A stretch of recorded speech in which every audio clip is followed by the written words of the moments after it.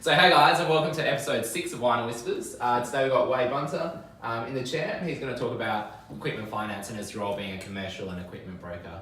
So Wade, would you like to introduce yourself? So we met each other through Westpac back in the day. Yeah. Give us a bit about your background and a bit about your role. Yeah, so done 11 years banking, so mainly across NAB and Westpac. Bit of business banking, but predominantly in equipment finance, and then commercial introducer with Westpac as well. So been out with Pacific Finance for tick over 6 months now, I think. Yeah, why was that 8 months? So you'll be pretty close to that, mate. Yeah, well, I think it started 2 weeks before you. It did. So, yeah, it did, very true. So, but yeah, thoroughly enjoying it, and it's good being on this side of the fence. Yeah, having absolutely. worked with the guys for 2.5 years, it was a pretty easy transition. Yeah, sweet. Yeah. So what's your role as the equipment broker here and commercial broker as well, I guess? Yeah, so on the equipment side and the commercial side, it's trying to find the best deal for the customer. That's ultimately what it comes down to.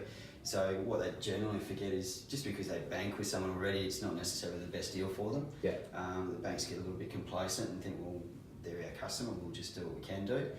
And then also with the trickier ones, it's finding a home for it.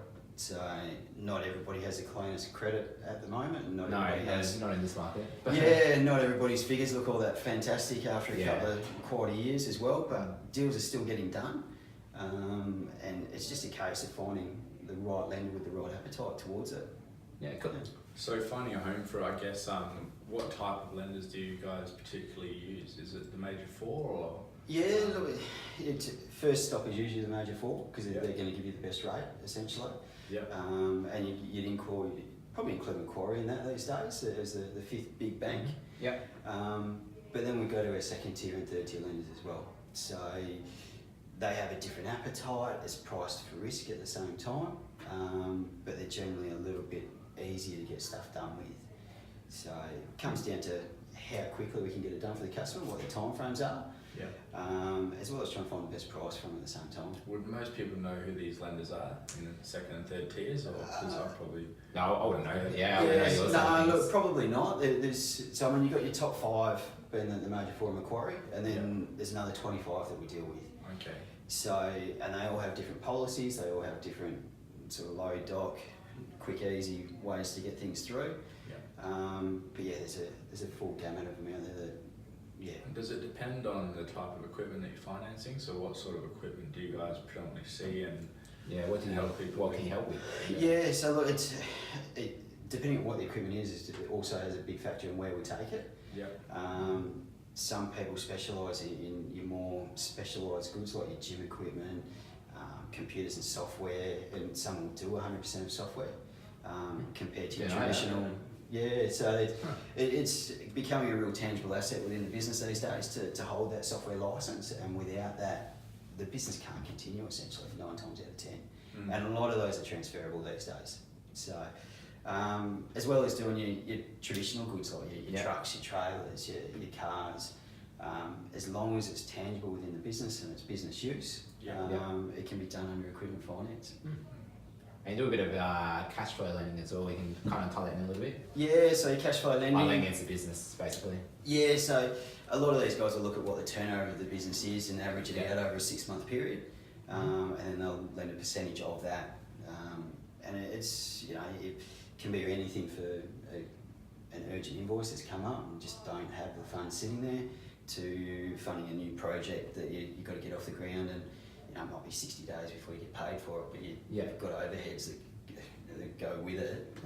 Without the funding, you're not going to get it up and going, and you lose that contract. Yeah, cool. That's it. So we also, in our world, our mortgage rate is quite challenging at the moment, and we're trying to get through the best process. I know it's similar in your world. So how are you coming across the challenges, and how are you overcoming them?